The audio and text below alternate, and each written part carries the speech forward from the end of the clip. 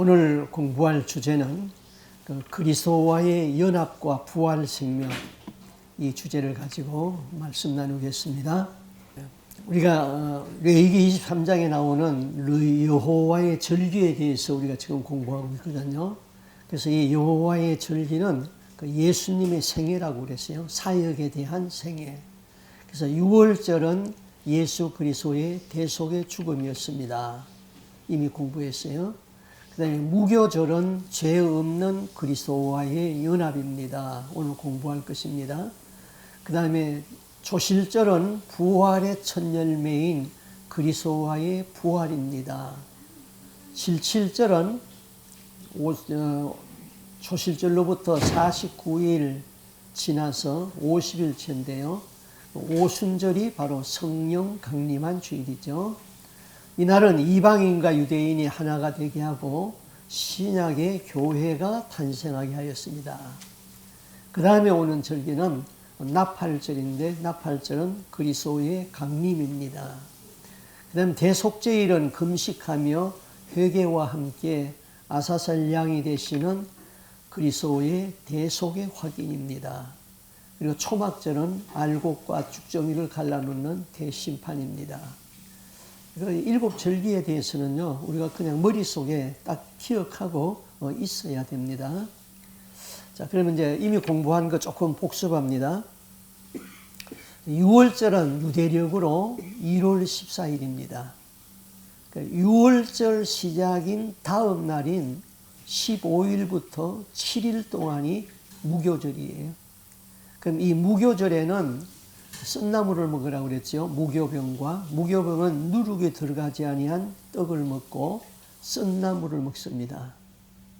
무교절은 예수님과의 연합이고 예수님과의 친밀한 교제입니다. 자, 무교절에는 집안에 있는 누룩을 다 찾아내서 집 밖에다가 버리거나 불태워야 합니다. 그럼 누룩이 상징하는 것은 뭐냐? 죄와 부패를 상징하는 것이 여기서는 누룩이입니다. 그러니까 원래 우리는 누룩이 있는 자였는데 우리 속에 누룩이 없어지고 그 다음에 무교병이 되어야 된다. 어제까지 나는 누룩이 있는 죄덩어리였습니다. 이제 내 속의 죄를 다 제거해야만이 그리스도와의 연합이 이루어질 수 있습니다. 우리는 예수님 강림하실 적에 공중 강림하면은 휴거를 기대하잖아요. 휴거는 모든 사람이 다 휴거되는 것이 아니라 그리스도와 연합이 이루어진 그리스도의 신부만이 휴거됩니다. 그래서 우리는 무교절을 통하여서 그리스도와의 완전한 연합이 이루어져야 된다. 6월절이 하나님께서 우리에게 무엇을 하여 주었는지 알려주는 절기라면 무교절은 우리가 하나님께 어떻게 하여야 하는지를 알려주는 절기입니다. 답이 있습니다. 6월절 하나님이 우리를 위해서 뭘 했죠? 하나님이 우리의 구원을 위하여서 무엇을 하여 주었습니까? 죄의 노예가 되었던 애굽을 떠나게 하고 어린 양을 희생시켜서 우리를 죽음에서 구원해 주었습니다. 이게 6월절 사건이에요. 그러면 무교절은요, 우리는 하나님 앞에서 무엇을 해야 됩니까? 내 속에 있는 죄를 다 버리고 예수님과 연합이 되어야 됩니다. 내 속에 죄가 있으면 예수님과 연합이 안 되죠. 그러면 질문합니다. 왜 무교절에 우리는 무교병, 누룩이 없는 떡을 먹어야 됩니까? 이게 다 상징적 의미가 있거든요. 그것이 고린도전서 5장 7절 8절에서 이렇게 대답을 했어요. 같이 읽습니다. 너희는 누룩 없는 자인데 새 덩어리가 되기 위하여 묵은 누룩을 내어 버리라. 우리의 6월절 양 곧 그리스도께서 희생되었었느니라. 우리는 원래 누룩이 있는 사람이었어요. 잿덩어리였어요.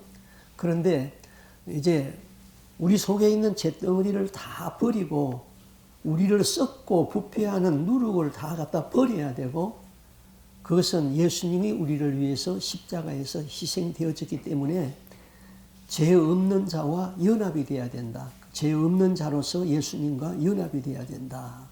그 무교절에는 무교병과 함께 썬나물을 먹었는데 예수를 잘 믿는다는 것은 주님을 위한 고난의 떡을 먹어야 되는 것이죠. 우리가 예수를 잘 믿는다는 것은 주님을 위한 고난의 떡을 먹어야 됩니다. 그것이 썬나물이죠. 자, 그럼 왜 오늘 밤에 그 무교절 유월절 행사를 하면서 썬나물을 먹어야 하나요? 그렇게 이제 묻습니다. 그 대답이 마태복음 16장 24절에 같이 있습니다. 누구든지 나를 따라오려거든 자기를 부인하고 자기 십자가를 지고 나를 따를 것입니다. 자기 십자가에 지는 것이 고난이에요.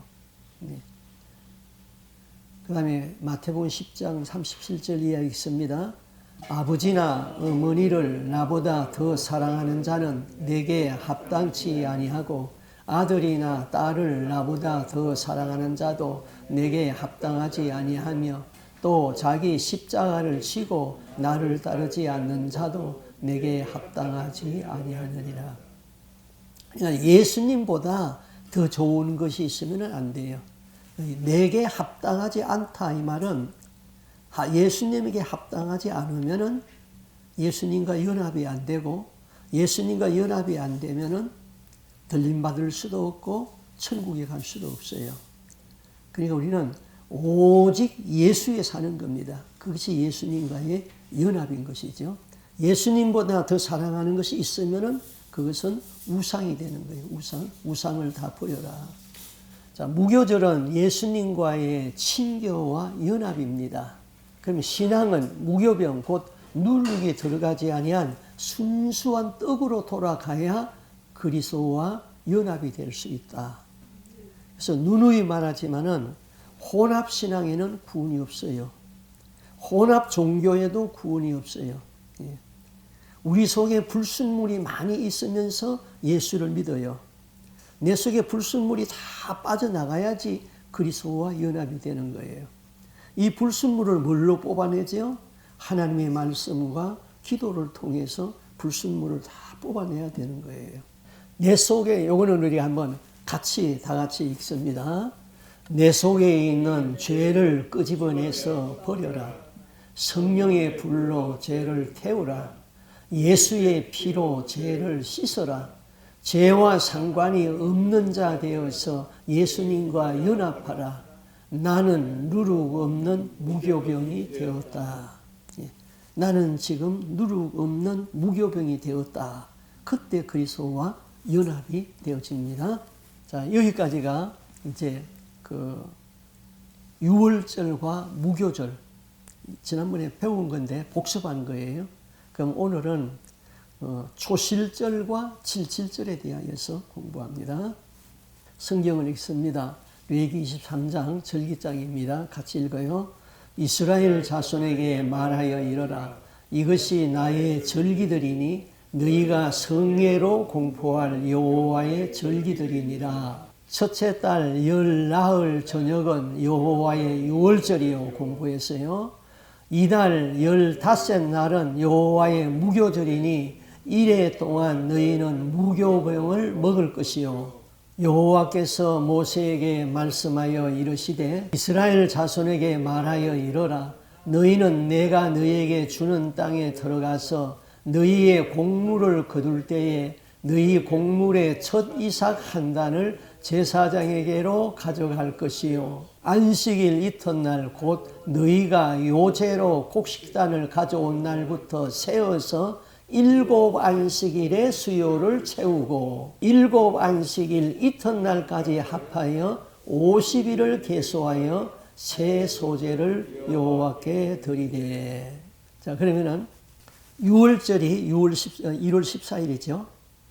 그 다음에 1월 15일부터 일주일간은 무교절이죠. 그러면 그 무교절 안에는 반드시 안식일이 들어가 있어요.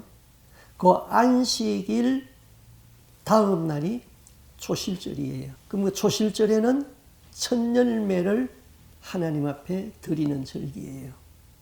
그럼 그 초실절에서부터 7주일을 지나서 그 다음 날이 오순절이에요. 이제 기억이 되죠? 완전 이해되죠? 예.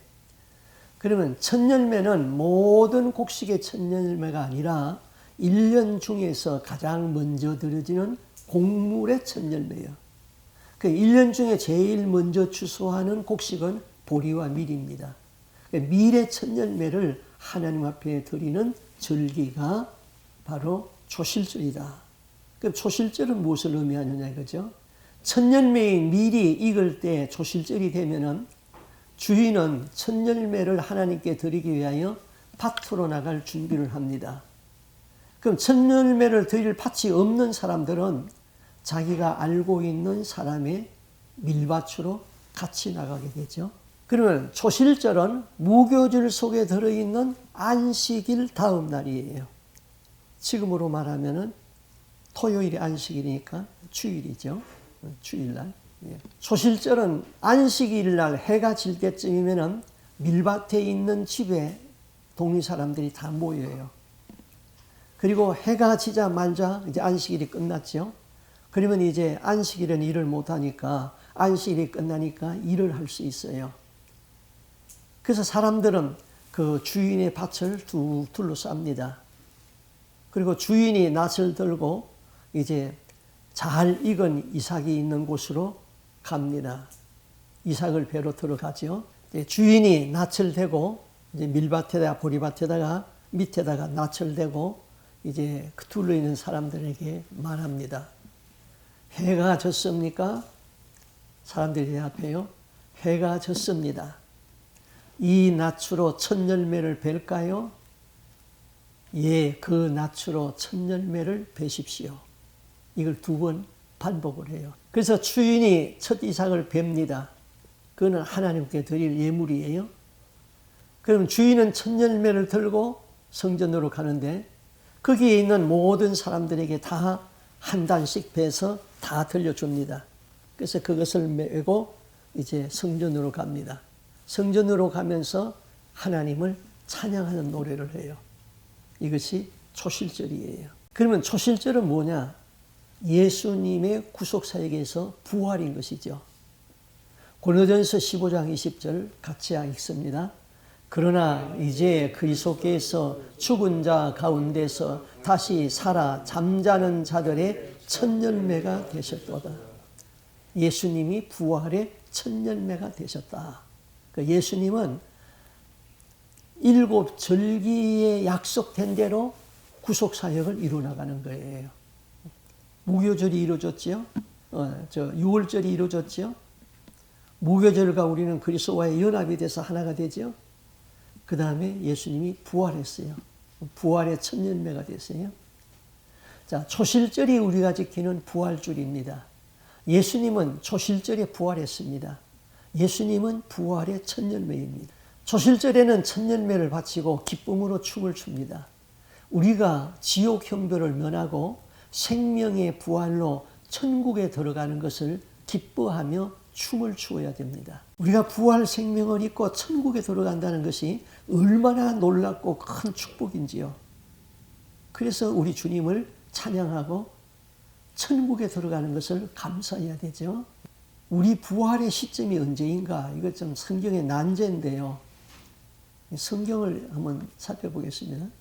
부활은 죽음과 동시에 생명의 부활이나 사망의 부활로 나오게 됩니다. 자, 요한계시록 20장 6절 같이 읽어요. 첫째 부활에 참여하는 자들은 복이 있고 거룩하도다. 둘째 사망이 그들을 다스리는 권세가 없고. 그럼 둘째 사망은 지옥이죠. 그럼 생명의 부활로 나와서 영원한 천국에 들어가는 자는 둘째 사망인 지옥의 심판이 면제된다. 자, 요한복음 5장 29절 같이 읽어요. 선한 일을 행한 자는 생명의 부활로, 악한 일을 행한 자는 심판의 부활로 나오니라. 선한 일을 행한 자는 생명의 부활은 첫째 부활에 참여하는 사람이고, 악한 일을 행해서 심판의 부활로 나오는 사람은 둘째 사망의 지옥에 들어가는 사람이다. 그럼 생명의 부활은 누구 안에 있는가? 요한복음 11장 25절 26절 같이 읽습니다. 예수께서 가라사대 나는 부활이요 생명이니 나를 믿는 자는 죽어도 살겠고 무릇 살아서 나를 믿는 자는 영원히 죽지 아니하리니 이것을 네가 믿느냐. 예수 안에 있는 사람은 첫째 부활에 참여하는 사람이다. 조금 더 소급해서 배운 것을 공부하면 첫째 부활에 참여할 수 있는 사람은 그리스도와 연합이 되어진 자다. 내 안에 죄가 다 없어지고 무교병 되시는 예수님과 연합이 되어야지 첫째 부활에 참여할 수 있다. 그렇지 아니하면 둘째 사망에 들어간다. 중요한 거예요. 자, 그러면 이제 이 부활의 상태에 대해서 한번 공부하겠습니다. 성경에 그런 질문이 있죠. 사두개인들이 있는데 사두개인들은 그 부활을 믿지 아니했어요. 그래서 부활을 믿지 아니하는 사두개인들이 예수님에게 와서 이런 질문을 했습니다. 그것이 그 마태복음 22장 23절에 있습니다. 같이 읽습니다. 부활이 없다 하는 사두개인들이 그날 예수께 와서 물어 이르되 선생님이여 모세가 일렀으되 사람이 만일 자식이 없이 죽으면 그 동생이 그 아내에게 장가들어 형을 위하여 상속자를 세울지니라 하였나이다. 우리 중에 7형제가 있었는데 마디가 장가들었다가 죽어 상속자가 없으므로 그 아내를 그 동생에게 물려주고 그 둘째와 셋째로 7째까지 그렇게 하다가 최후에 그 여자도 죽었나이다.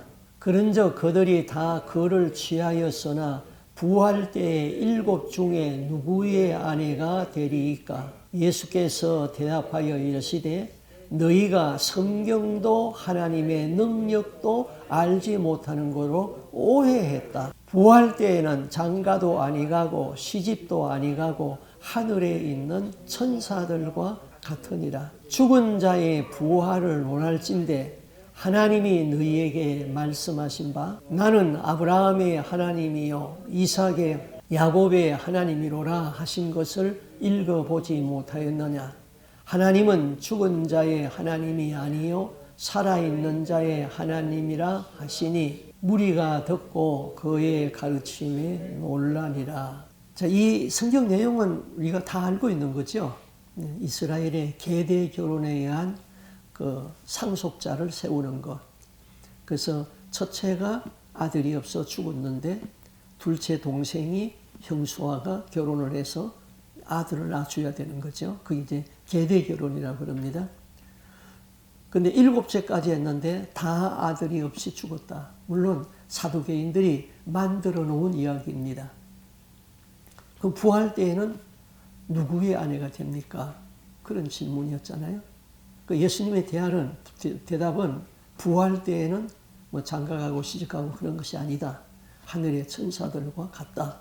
그러면서 하신 말씀이 너희들이 부활을 논할진대 아브라함의 하나님, 이삭의 하나님, 야곱의 하나님이라고 하지 않느냐. 그 아브라함이 하나님은 죽은 자의 하나님이 아니라 살아있는 자의 하나님이시다. 그러면 아브라함이나 이삭과 야곱이 지금 어디에 있어요?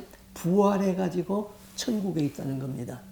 지금 부활에 대하여서 논쟁을 하는 거예요. 그럼 부활의 상태는요, 우리가 말씀한 대로 죽음과 동시에 내가 그리스도와 연합이 되어 있고 그리스도 안에 있는 사람은 생명의 부활로 나오고 그렇지 못한 사람은 심판의 부활로 지옥에 들어간다고 그랬어요.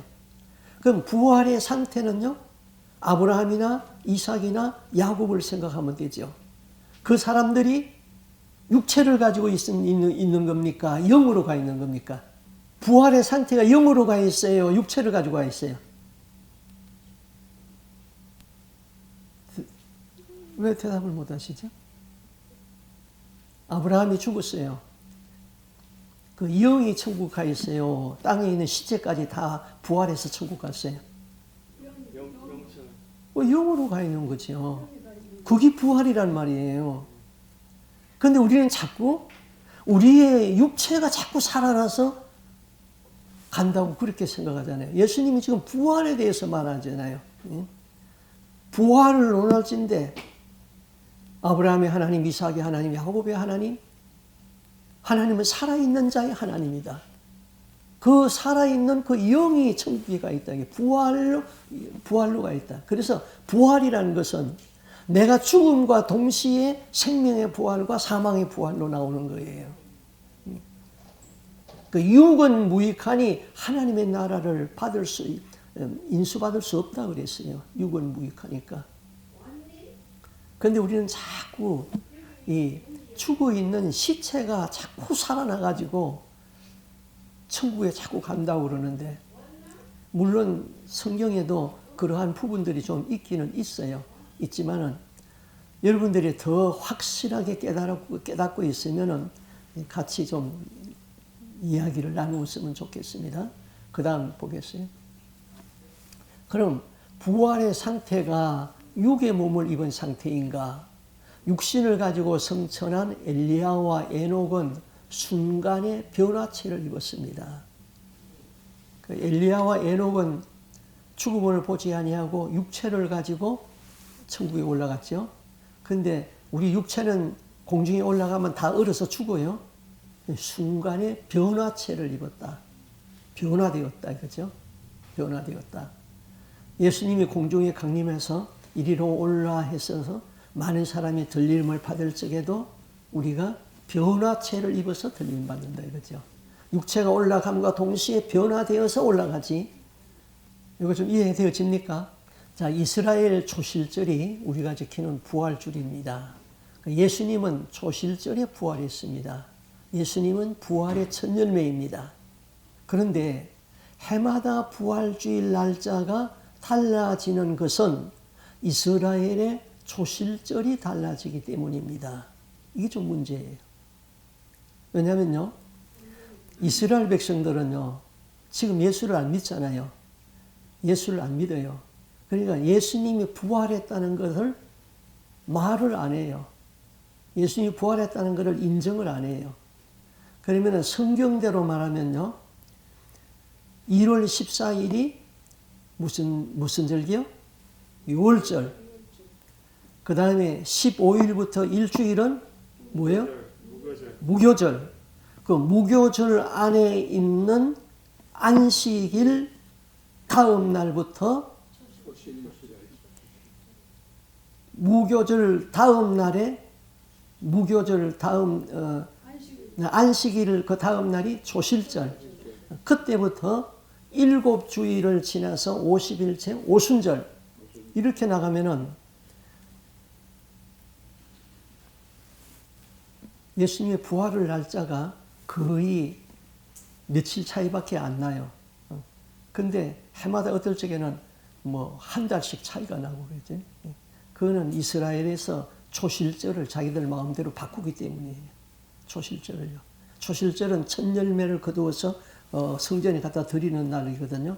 그걸 자기들이 자꾸 마음대로 바꾸어서 부활절 날짜가 달라지는 거예요. 이해되어집니까? 이스라엘 사람들은 천년회를 바치고 기쁨으로 춤을 춥니다. 우리가 생명의 부활로 천국에 들어가는 것을 기뻐하며 우리는 춤을 추어야 됩니다. 77절입니다. 77절 같이 성경을 읽어요. 안식일 이튿날 곧 너희가 요제로 곡식단을 가져온 날부터 세워서 7 안식일의 수요를 채우고 7 안식일 이튿날까지 합하여 50일을 계수하여 새 소제를 여호와께 드리되. 자, 그러면 첫 열매를 바치고 7주 동안 49일까지를 세우고 50일째는 세지 않는데 그날이 성령이 강림한 오순절입니다. 그럼 예수님이 부활하고 이 세상에 며칠 동안 있었죠?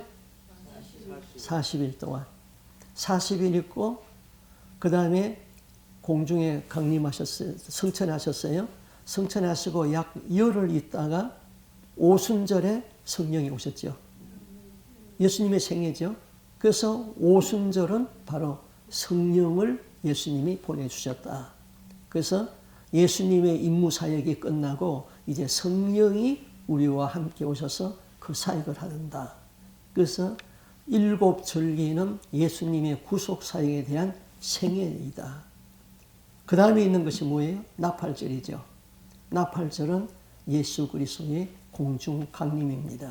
정광훈 목사님 책에는 그 나팔절을 공중 강림으로 설교 안 하고 재림으로 설교를 했더라고요. 저는 그렇게 안 봅니다. 예, 공중 강림입니다. 49일이 지난 그 다음 날이 50일째입니다. 50일째 되는 날, 그날 하루는 세지 않습니다. 그날이 오순절입니다. 예수님은 부활하시고 이 땅에 40여일 계셨다.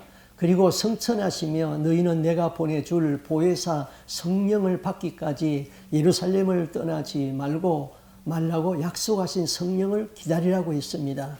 그리고 오순절에 성령이 임하였습니다. 그 예수 여호와의 절기는 예수님의 구속 사역에 대한 생애입니다. 자, 요거 이제 마지막인데요. 우리가 지금까지 배운 것을 우리가 입으로 한번 확인하고 넘어가겠습니다. 다 같이 크게 읽습니다. 내 속에 있는 죄를 끄집어내서 버려라. 성령의 불로 죄를 태우라. 예수의 피로 죄를 씻어라. 죄와 상관이 없는 자 되어서 예수님과 연합하라. 나는 누루 없는 무교병이 되었다. 예수 안에 부활 생명을 감사합니다. 이것이 지금까지 배운 것의 총정리인 것입니다. 이해되십니까? 예.